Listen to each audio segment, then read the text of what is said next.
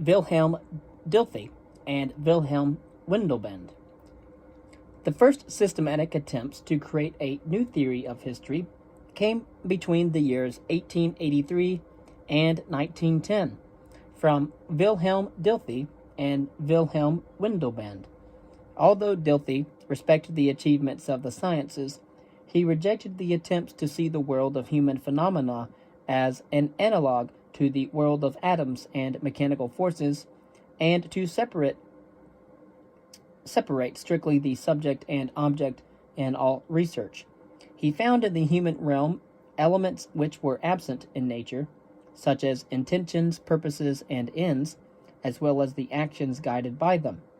But these elements with suspiciously metaphysical names were for Dilthey not metaphysical at all. They could not be links or to or ciphers of a hidden reality, because Dilthey's human world was self-contained, with no gates left open for God or a world spirit to enter, and thus when Dilthey spoke of Geist, the word came closer to the English word mind than to that of spirit.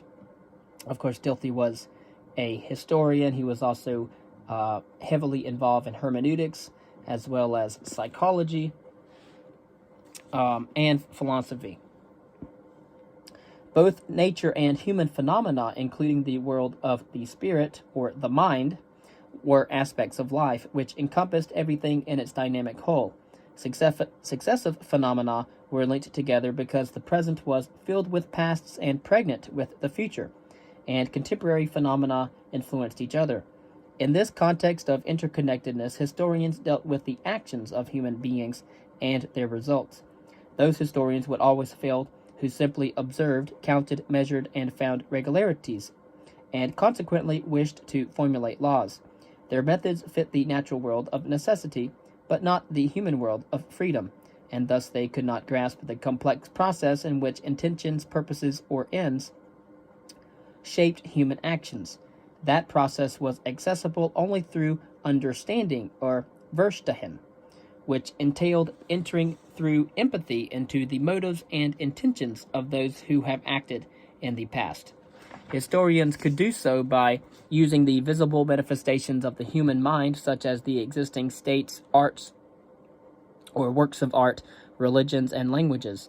For example, an analysis of Gothic cathedral as a cultural document must become a re-experience of the motives and ideas that prompted and shaped its creation. A historian who looks at the past only from the outside in the positivist manner will grasp very little. We explain nature, we understand the human world, which is the world of the mind. Hence, Dilthey classified history among the Geisteswissenschaften, a term best understood as referring to all those scholarly disciplines which deal with the world insofar as it is a creation of the mind in freedom. So, Geisteswissenschaften. So, it is understanding the scholarly disciplines which deal with the world insofar as it is a creation of the mind in freedom. Very Hegelian in tone. There then emerged the views of a restless life hurrying on and on, every given state of affairs in the infinite series of precipitates, a change because the needs which release the existing energies into activity can never be satisfied, and the hunger for all kinds of satisfactions can never be satiated.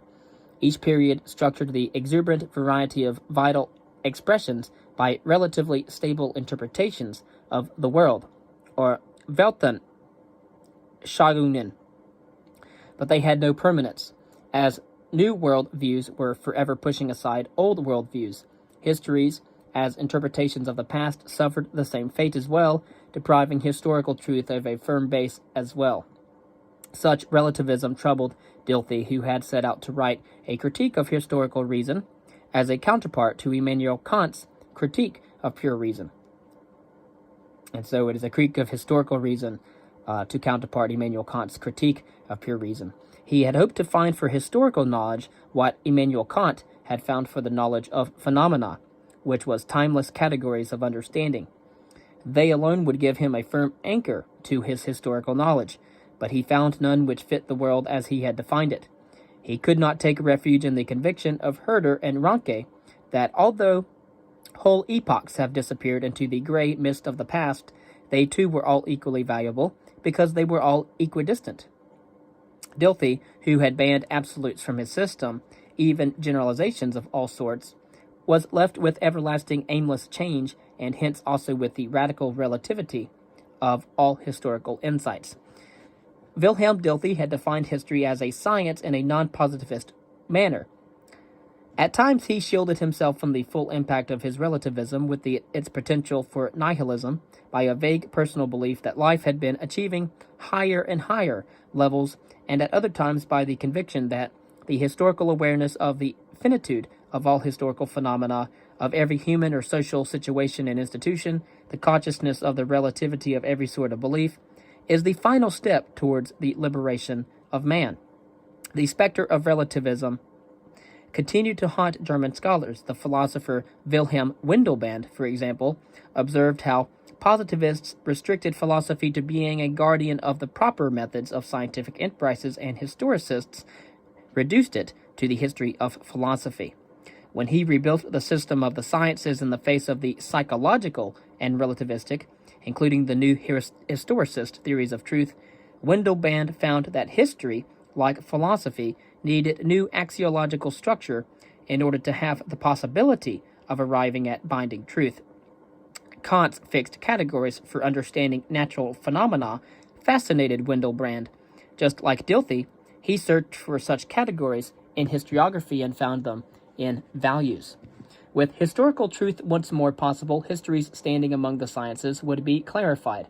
The reality confronting human beings could be studied in two ways: by the nomothetic approach, aiming at general insights, typical for the Naturwissenschaften, or natural sciences, and by the ideographic approach, attempted to understand the unique individual event, typical for the Geisteswissenschaften, or the humanities.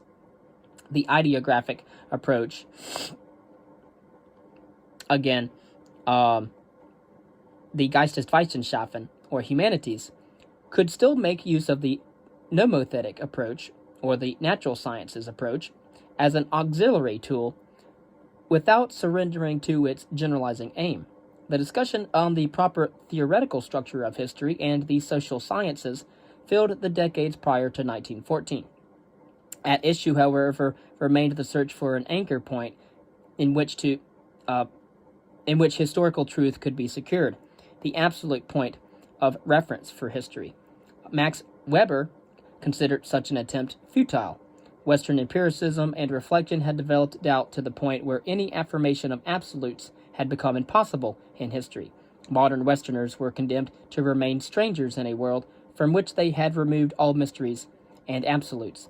From now on, they would grasp only aspects and never the whole human situation. A modern intellectual must accept that uncomfortable, if not frightful, situation. Could order be found by scholars, particularly historians, in a world in which never would reveal its inner workings? Historians must not even try to formulate grand systems of explanation for the past, but be content with studying segments of the past.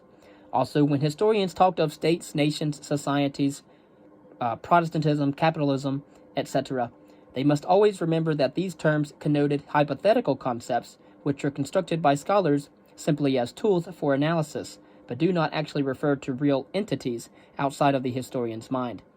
Only individuals and their actions exist, and therefore the historian and the social scientist must analyze the motives, the purposes, and the results of individual actions. For that analysis of causal connections, Weber suggested his best-known contribution to methodology, the ideal type.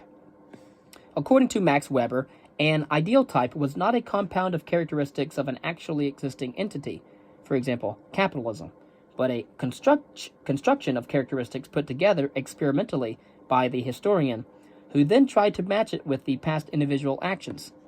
In that process, it proved either a fruitful tool of explanation or it did not, but in either case, the ideal type disappeared once its analytical role had been played.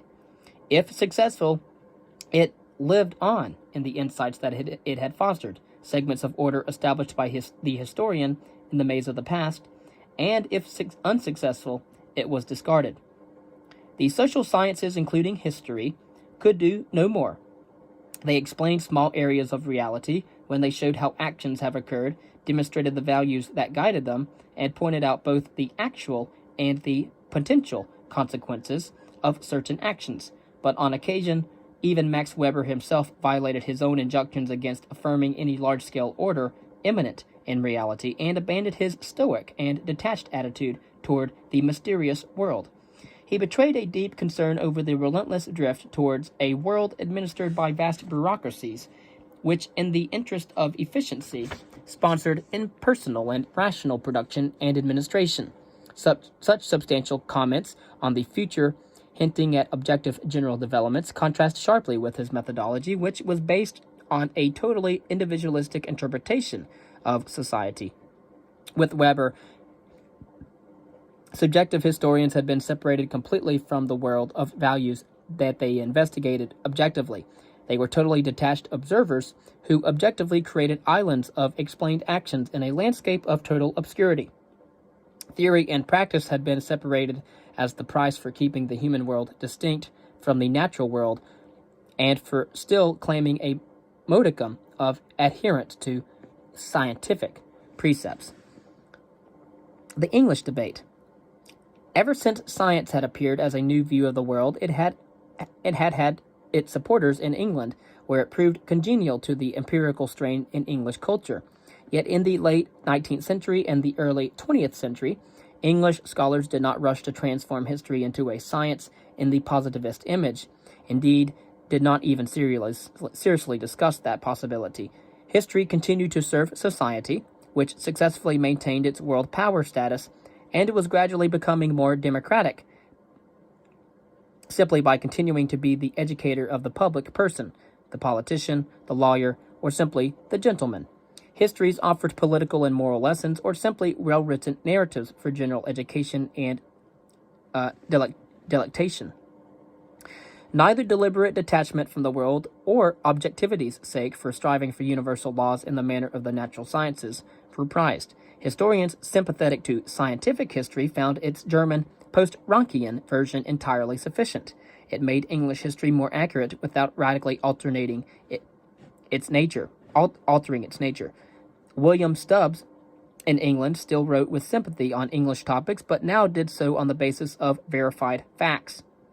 Samuel Rawson Gardiner called for the pure past, which could be useful to the present but was not colored by it. Again, that was William Stubbs, who talked about topics based on verified facts, or facts that are verified. Lord Acton, whose Roman Catholicism had driven him to Munich for his studies, learned there the German historical methodology firsthand. Ranke's call for historians to show how it actually had been reappeared, and Acton's advice to the collaborators on the Cambridge Modern History. Contributors will understand that we are established not under the meridian of Greenwich, but in longitude 30 degrees west, that our Waterloo must be one that satisfies French and English, Germans and Dutch alike, that nobody can tell without examining the lists of authors where the Bishop of Oxford laid down the pen, and whether Fairbairn or Gasquet, Liberman or Harrison took it up.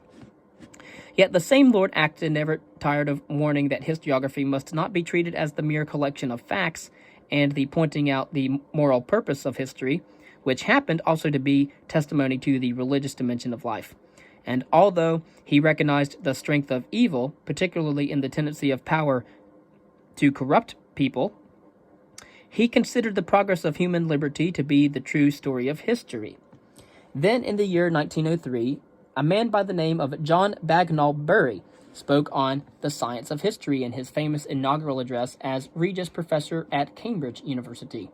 He celebrated the scientific character of the German critical school, affirmed the positivist call for generalization in history, and condemned history as a literary genre and moral teacher. When he ended by saying that history was simply a science, no less and no more, he had become for some a prophet of positivism in historiography. That certainly was too grand a claim, but in the early 20th century, Bury was the only English participant in the fervent Western discussion on the nature of history. A prophet Bury could not be, because he was torn between his wish for large-scale generalization, even general laws, and the lesson that he had learned as a practicing ancient historian about the severe limits to such generalizations. He ended up affirming the possibility of uniformities, causes, and even laws in history, yet denying these generalizations any binding quality or predictive power. Even that half-hearted determinism applied only to matters of large scale, such as whole cultures or economic forces, but not to individuals or small-scale events. There the historian encountered the seemingly accidental, the contingent, as for example when the shape of Cleopatra's nose influenced Caesar's life. Bury sought to neutralize the threat which the contingent posed to a generalizing history by seeing it not as accidental, but as the sudden intersection of some causal chains, each of them entirely explainable, as for example those of Caesar's and Cleopatra's personal developments. The word accidental must be stricken from the historical vocabulary. But Bury also understood that even critically sifted facts piled one upon the other did not constitute history. The historian must interpret the past, an activity which will always bring forth views varying from individual to individual and from period to period. In fact, it was not a science. History was an art, in that sense of the word. Bury hoped to rescue history as a science, however, from the clear threat of relativism by affirming the concept of progress, in which it may be said that views on history, like the serpents of the Egyptian enchanters, are perpetually swallowed up by those of the more potent magicians of the next generation. But, apart from the fact that they contribute themselves to the power of the enchantment which overcomes them, it is also true that though they may lose their relative value, they abide as milestones of human progress. At some distant time the truth would emerge. Few English historians discovered a taste for history perceived in the positivist vein, or developed any taste for discussions of theory and methodology. Comte, Buckle, and Bury's precepts collided with the still vigorous English historical tradition. The fundamental point of contention was not so much any one item, such as the quest for laws, but positivist historiography's interest in a general or even basic human history with all that entailed. English historiography was intricately interwoven with the English fabric of life in all its views, on what human beings were, on how they behaved, and on their purposes in studying history. When William Stubbs introduced the German historical science, when he submitted to the dark industry of research, David Hume would have said he found less resistance. That type of historical science still allowed Lord Acton to philosophize about history as the story of freedom and Sir John Seeley to treat history as lessons in statesmanship.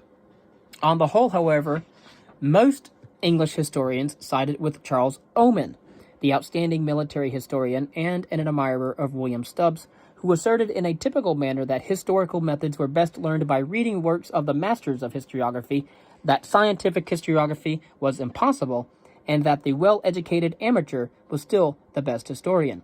The English public agreed. The Cambridge Modern History, with Lord Acton as editor and famous historians as contributors, never could rival in sales the History of England, written in 1926 by George M. Trevelyan. The latter, George M. Trevelyan, defended the English tradition of history writing as a craft, or, in other words, as an art, with a wit and charm which would have pleasured his great-uncle T.B. Macaulay. He confessed a lack of faith in history perceived as a science. History would never have any causal laws or direct utility, such as to invent the steam engine or light a town or cure cancer. Causal laws could not be the primary concern of historians, who wish as keenly to know what Caesar did as to why he did it. In short, the value of history is not scientific, its true value is educational. This was a purpose best served by narrative history. Here, Trevelyan also took on those contemporary historians trained by a Germanizing hierarchy who saw history not as a story or a means of educating people, but as a science.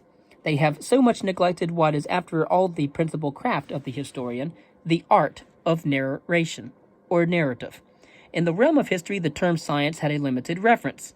There are three distinct functions of history that we may call the scientific, the imaginative or speculative, and the literary. First comes what we may call the scientific, if we can find the word to this narrow but vital function, the day labor that every historian must well and truly perform if he or she is to be a serious member of his profession, the accumulation of facts and the sifting of evidence. The view of history as a science, no less and no more, was an illusion, and a dangerous one at that.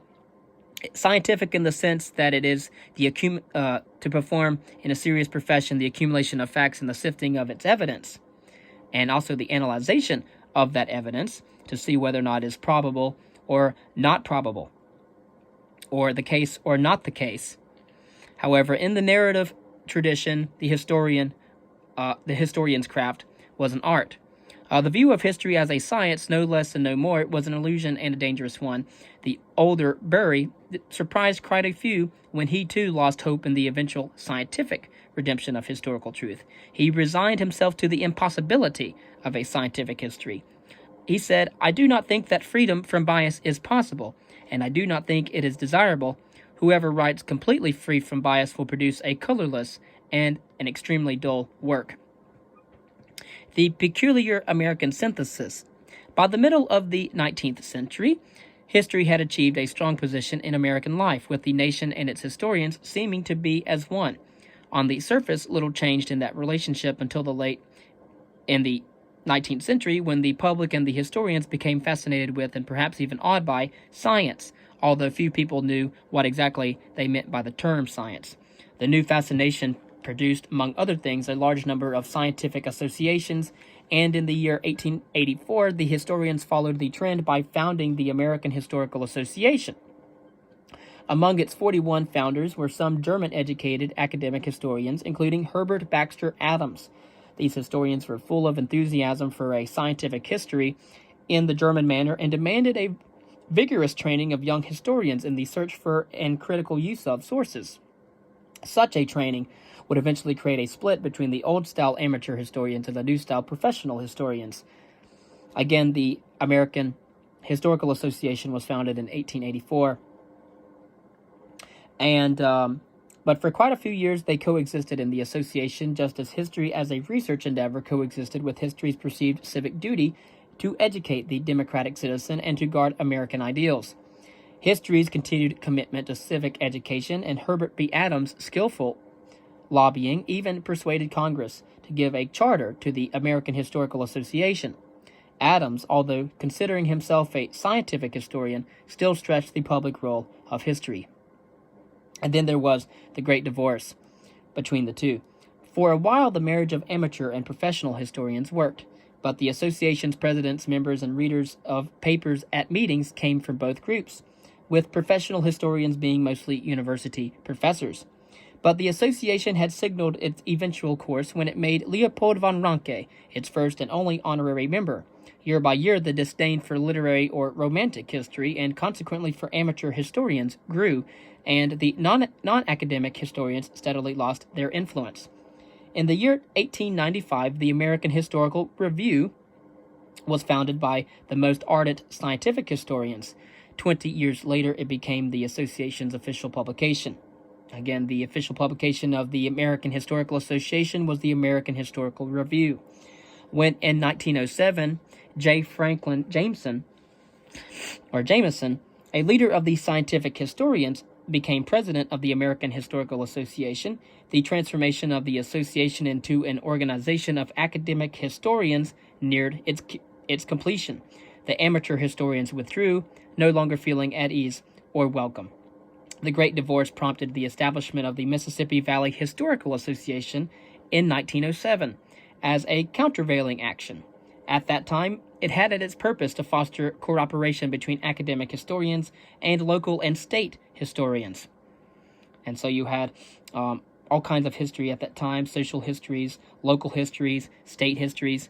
The latter, state historians, being pushed brutally aside by the new professional historians after long service in collecting, guarding, and publishing sources, as well as rallying public interest to history. Again, they would be archiving sources and collections as well. But the strength of the academic historians grew rapidly as history flourished at colleges and universities, particularly in the new graduate programs. In 1857, the University of Michigan named Andrew D. White as its first professor of history, and he introduced aspects of the training that he had received in Germany. We see a parallel also with those trained in psychology in Germany coming and adopting German psychological methodologies in America. Now we see also German historians coming to America and Americans adopting German historical methodologies.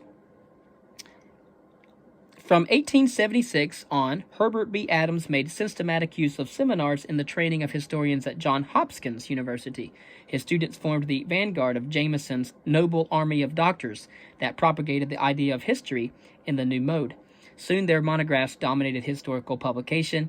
That professionalization of history writing is well illustrated by the fact of the comparison of two corroborative works on American history. Justin Windsor's 8-volume Narrative and Critical History of America, 1884 to 1889, had 34 authors, 2 of whom were academic historians, while in Albert Bushnell Hart's American Nations series, 1904 to 1907, 21 academically trained historians were among the 24 authors. Of course, you see with Justin Windsor's 8-volume Narrative and Critical History of America, we see that they were out of 34 authors, only 2 were academic historians, while with Albert Hart's American Nation series, there were 21 trained historians among 24. With an excellent library system, accessible and rich archives, good publication chances, and a firm base at the universities, history seemed secure at once, if not triumphant. The implications of the divorce from the amateur historians, and at least to a degree from history with a direct public purpose, bothered only a few professional historians. Why worry about any isolation of historians from the broader American life when more and more professors taught more and more history to more and more students? Already in the year 1909, the American Historical Association had about 2,700 members. Only a few of those 2,700 members concerned with history criticized professional history's exclusive reliance on academics, its concentration on monographs by specialists for specialists, and its disdain for a manner of writing which pleased the public. Among these was Theodore Roosevelt, who spoke out bluntly against professional historians, whom he credited with their excellent revolt against superficiality, who had also become so enamored of detailed research that they did much real harm in preventing the development of students who might have a large grasp on what history should really be. In years to come, however, Theodore Roosevelt's concern would prove appropriate for the strain of American historiography based on the conviction that earnest research presented in careful but often dull monographs could have the same public impact as literary history, or that the public role of history could be dispensed with entirely in favor of a pure historical science. For the time being, however, professional historians had no need for concern about any contradiction between the public purpose and the science of history because the discipline of history flourished. It also would soon become clear that American attitudes towards the nature and theory of history constantly blurred the line between the public purpose and the strictly scientific purpose of historiography, theoretical statements to the contrary. The new history of the progressive period of America would demonstrate that blending of the two aims. Vagueness in lieu of conflict. From the 1880s on, continental European historians had been asking, "What is history?" and had searched for a proper philosophical foundation to their discipline. American historians pondered also that philosophy of history, but their question was more often, what was history for? Or what was history to do? They agreed that history ought to be a science, but were as unclear as many of their contemporaries about the meaning of the term science. For most of them, scientific referred to the German Geisteswissenschaft, with its reference for written sources, strict evidence, text criticism, archives, and seminars. Many of the influential early American professors of history had studied in Germany, respected the level of scientific studies there, and showed their sympathies in most of their professional work. Again, we see also the same thing in psychology. As most American professors of psychology had studied in Germany and respected the level of scientific studies there and showed their sympathies in most of their professional work. Again, the Geisteswissenschaft had a reverence for written sources, for strict evidence, textual criticism, archives, as well as seminars. But yet, with all their admiration for German historical science and German psychological science, American historians neither accepted the religious and philosophical foundations of Ranke's work, by they neglected even in Germany, nor were they as fond as Ranke had been for considering every event and every phenomenon of the past as unique and requiring a special intuitive act for its comprehension or understanding. The American intellectual tradition, pervaded not only by German historicism but by concepts of natural law and progress, offered insufficient support to exclusive claims for concepts like uniqueness, individuality, and spontaneity. While accepting them in some measure, American historians did not share the fear of their German contemporaries that the generalizing approach might destroy the integrity of history as a discipline. Instead, they were fully expecting that laws explaining the past would be forthcoming once historians had gathered enough data and facts. For the present, however, most historians agreed with George Burton Adams' Council of Patience, when he said, "At the very beginning of all conquest of the unknown lies the fact, established and classified to the fullest extent possible at the moment.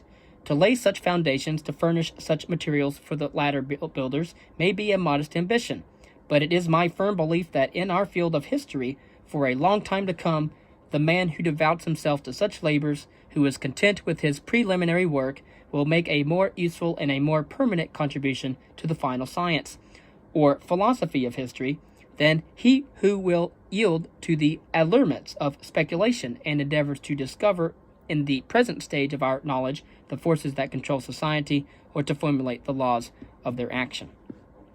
That view agreed with the non-speculative attitudes of post-Rankian historians, except that it did not preclude speculations or laws for future historians when the time was right.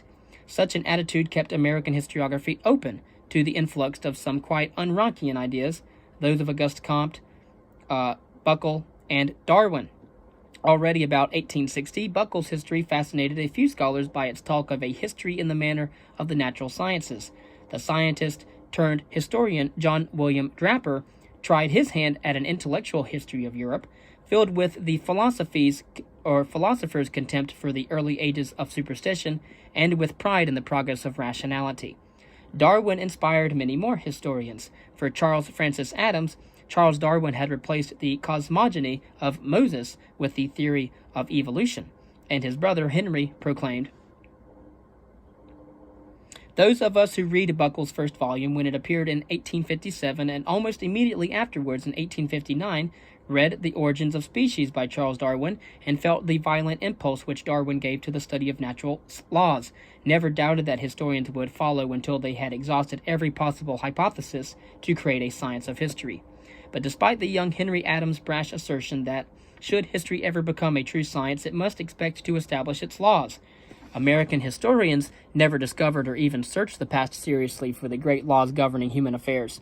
Fascination with them lingered on in an abstract or sort of way for a few decades, but American historiography settled for monographs with more modest interpretations.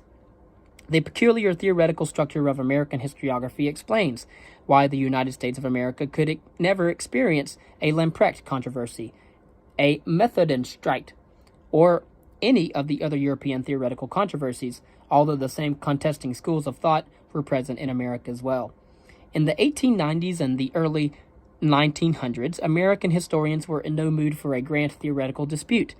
They were building their discipline into a powerful and respected force, and many of them were ready to be the proponents and educators of the coming Reform era. Why should one struggle to clarify the phrase scientific history when, even ill-defined, it inspired historians and gave the aura of modernity to history? Thus it came to be that American scientific history could accommodate German critical historical scholarship, Comtean positivism, Darwinian evolutionism, and traditional faith in progress.